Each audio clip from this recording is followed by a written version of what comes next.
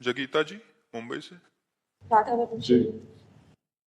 महाराज जी, इत व्यवहार न उत परमारथ बीच ही बीच जु जन्म गवायो, जो धर्मिन सो प्रीति करत नहीं, कहाँ भयो धर्मी जु कहायो। गुरुदेव, इसमें संसार और परमार्थ दोनों का क्या स्वरूप है? गृहस्थ आश्रम में रहते हुए दोनों को बैलेंस करके चलना पड़ता है, व्यवहार को और जो गृहस्थ धर्म है, इसमें परमात्म प्राप्ति के लिए समस्त कर्मों को शास्त्र के अनुकूल करते हुए, श्री भगवान को समर्पित करते हुए और भगवान का स्मरण करते हुए यदि हम समय व्यतीत करें, धर्म पूर्वक धन कमाना, कमाए हुए धन से कुछ हिस्से में परमार्थ करना और कुछ हिस्से में अपने परिवार का पोषण करना। अगर हम बहुत सावधानी से चलें तो गृहस्थ धर्म में भी परमात्मा प्राप्ति हो जाए। पर ऐसी मूढ़ता छा जाती, सेवक जी ने कहा कि ऐसे न वैसे रहे मज रेढो, न इधर के रहे न उधर के रहे, न व्यवहार निर्वाह कर पाए न परमार्थ। अब गृहस्थ में है, पापाचरण करते हुए धन कमाते हैं और पापाचरण मनमानी गंदे आचरण करते हैं, व्यभिचार, मांस, मदिरा, ये सब खान पान, तो ना गृहस्थ धर्म का निर्वाह कर पाए। विरक्त धर्म तो बहुत ही कठिन है, तो नरक की प्राप्ति ही। न इत व्यवहारत न उत परमार्थ बीच ही बीच जन्म गमायो, जो धर्मिन सो प्रीति करत नहीं, कहा भयो धर्मी जु कहायो।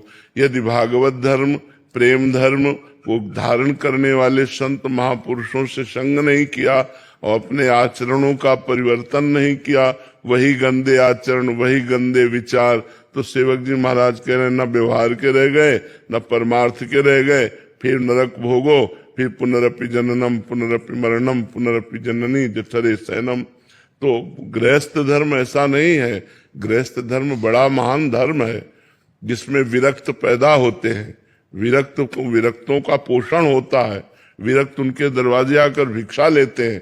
कितना महान गृहस्थ धर्म है। जितने भी संत महात्मा हैं गृहस्थों के यहाँ तो पैदा हुए, प्रकट हुए, और जितने संत महात्मा हैं सबका भिक्षावृत्ति गृहस्थों से ही तो होती है। अगर गृहस्थ धर्म से चले तो वो अपने धर्म से भगवत प्राप्ति कर सकता है, पर धर्म से चलना बड़ा कठिन है। हमारे यहाँ 4 पुरुषार्थ है, धर्म, अर्थ, काम, मोक्ष। जब धर्म से अर्थ कमाया जाए और धर्म पूर्वक कामनाओं की पूर्ति की जाए तो मोक्ष पदवी की तरफ हमारी गति हो जाए।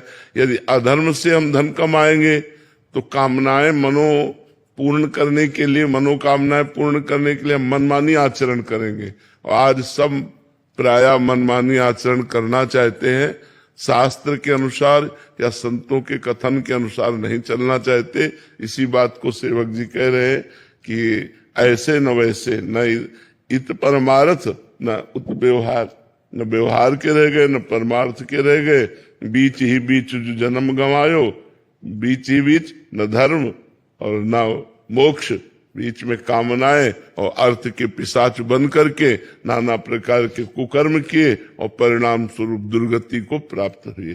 तो हमारा मनुष्य जन्म मिला है भगवत प्राप्ति करने के लिए।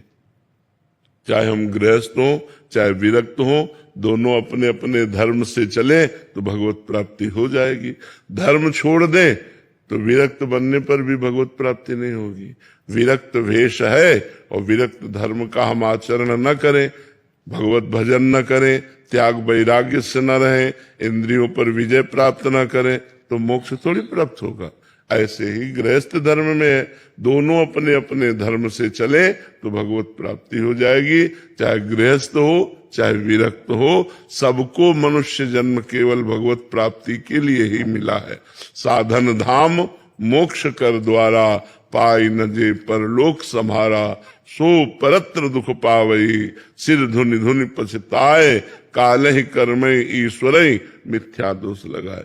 जो मनुष्य शरीर प्राप्त करके साधना करके मोक्ष प्राप्त नहीं करता, उसे बड़ा दुख भोगना पड़ेगा।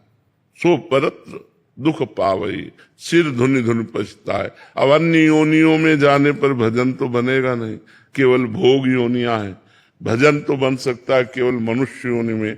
अब मनुष्य योनि में आकर भोगों में लग गए, भजन छूट गया, तो फिर मानता क्या रही मनुष्य जन्म की।